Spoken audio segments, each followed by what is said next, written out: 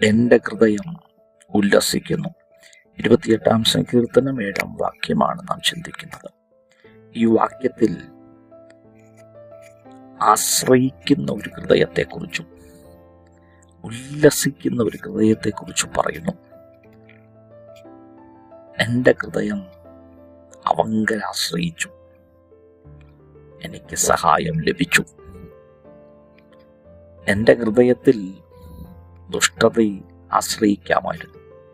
എൻ്റെ ഹൃദയത്തിൻ്റെ അകത്ത് അഹങ്കാരം ഉണ്ടാകുമായിരുന്നു.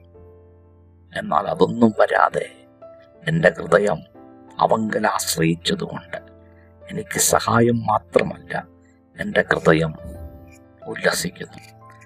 പാട്ടോടെ ഞാൻ ഇനിയും അവനെ സ്തുതിക്കും. ഹൃദയത്തിൻ്റെ അകത്ത് പാട്ടുണ്ടാകട്ടെ, ഹൃദയത്തിൻ്റെ അകത്ത് ഉല്ലാസം ഉണ്ടാകട്ടെ. കർത്താവേ, ഉല്ലസിക്കുന്നൊരു ഹൃദയം ഞങ്ങൾക്ക് തന്നതിനായി സ്തോത്രം. യേശുവിൻ നാമത്തിൽ തന്നെ ആമേൻ. God bless you.